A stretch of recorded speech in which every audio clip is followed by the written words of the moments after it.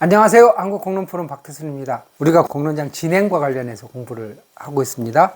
우리가 운영 규정에 대해서도 공부를 했고, 그 다음에 쟁점 토론과 갈등 조정의 필요성에 대해서도 지난 몇 차례 공부를 했고요.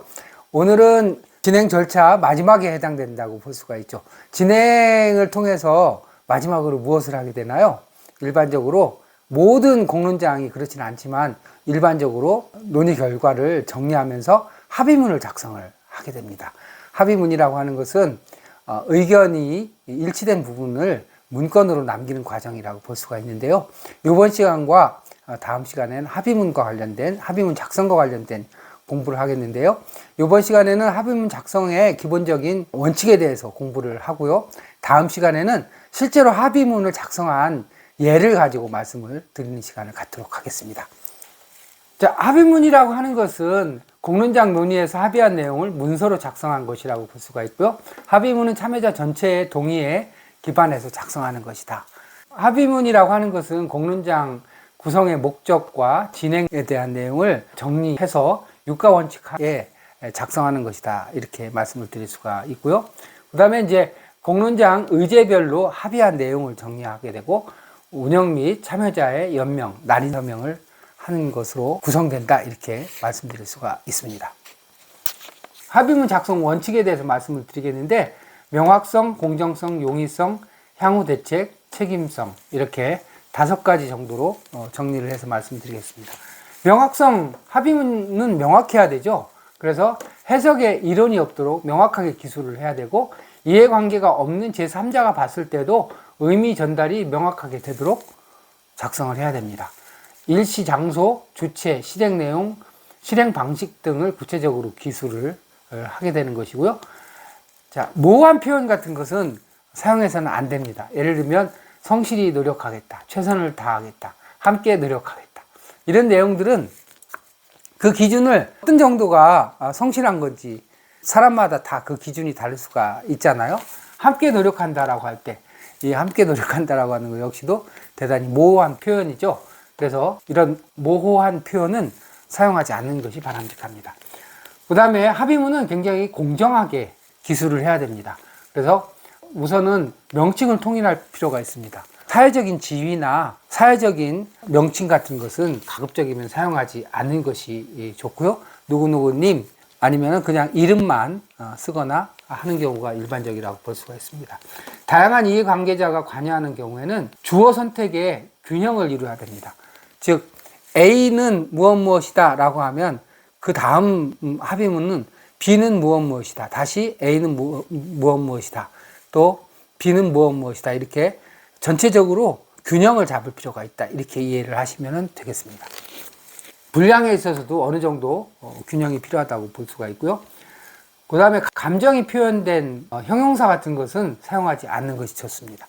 뭐 존경하는, 심각한, 원만한 이런 말들은 우리가 일상적으로는 많이 쓰는 말이지만 이 역시도 공정성에 위배될 수가 있죠. 어떤 사람은 존경하지만 어떤 사람은 존경하지 않을 수도 있는 거잖아요. 그래서 공정성을 기하기 위해서 이런 형용사 같은 것은 가급적이면 사용하지 않는 것이 바람직하다 이렇게 말씀드릴 수가 있고요. 용이성은 뭐 여러분들 다 이해하시는 것처럼 누구나 쉽게 이해할 수 있도록 작성해야 되고 전문 용어를 사용하는 경우에는 각주동을 통해서 의미를 반드시 해석해서 이해하는데 어려움이 없도록 해야 되고요. 그리고 합의문에는 반드시 향후 대책에 관한 내용을 담고 있어야 됩니다. 합의문에는 합의한 다음에 어떻게 그 합의 내용을 실행할 것인가에 대한 내용이 반드시 담겨 있어야만 합니다. 합의 내용을 어떤 과정과 방법을 통해서 또 모니터링 할 것인지에 대한 내용도 포함이 돼야 되고요. 합의사항 변경이 불가피한 경우에는 어떻게 할 것인가에 대한 대책도 합의문 안에 담고 있어야 됩니다. 자, 마지막으로는 책임성에 관한 것입니다. 그래서 누가 무엇을 어떻게 할 것인가에 대한 내용이 명확하게 표기가 돼 있어야 합니다.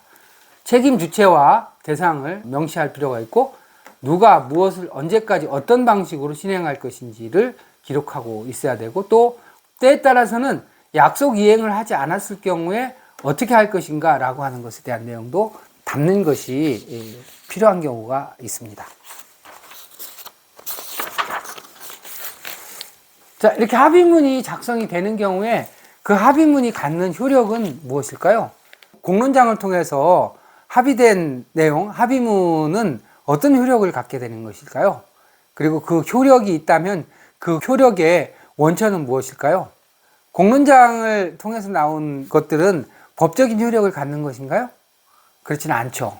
특히 자발적인 공론장을 통해서 합의문이 작성이 됐을 경우에 그것이 법적, 행정적인 효력을 갖는 것은 아닐 것입니다. 그렇다면 공론장을 통해서 나온 합의문의 효력은 어디서 어떤 효력을 어떻게 갖게 되는 것일까요? 대단히 중요한 문제죠. 공공기관이 참여하는 경우에는 사전에 규정이나 조례 등을 제정해서 공론장을 여는 경우가 있습니다. 그런 경우에는 이제 공론장에서 나온 논의 결과도 저 조례나 규정에 의해서 결정된 것으로 법적인 효력을 갖게 되는 것이죠. 그래서 합의 결과에 대한 공신성을 제도적으로 보장하는 방식이라고 볼 수가 있고요. 또 주민에 의한 자발적인 공론장인 경우에는 이를 제도적으로 반영할 만한 공식적인 루트가 없는 경우가 많죠. 주민이 자신들의 동네의 문제를 자발적으로 논의를 통해서 일정한 결과를 도출하고 합의문을 작성했다고 해서 그대로 법적으로 이행되는 건 아니잖아요. 그런 의미에서 제도적으로 자동적으로 반영되는 것은 아니죠. 이런 자발적인 공론장에 대한 공신성이라고 하는 것은 공론장 구성 및 운영 과정에서 의회나 공공기관과의 진행 과정에 대한 공유, 긴밀한 소통 등을 통해서 상호 충분한 이해 과정이 존재해야만 되는 것이죠. 그 과정을 통해서 공신성이라고 하는 것이 형성되는 것이죠. 법적인 공식성이 아니라 논의 절차에 대한 사회적인 승인을 통해서 공신성을 획득하는 것이다. 이렇게 이해를 하시면 되겠습니다. 따라서 효력이라고 하는 것은 궁극적으로 구성의 포괄성이라든지 운영의 공정성, 논의 결과의 합리성, 참여자의 공감 정도에 따라서 공론장에서 나온 합의문은 그 효력을 갖게 되는 것이다. 공론장에서 만들어진 합의문의 효력이라고 하는 것은 결국 그 공론장을 구성하고 운영하는 과정에서 그 내용의 진실성과 진행 과정에서의 공정성, 또 의회라든지 공공기관과의 소통의 정도, 또 마지막으로는 참여자들의 공감 정도에 의해서 발생하는 것이다 라고 이해를 하시면 되겠습니다.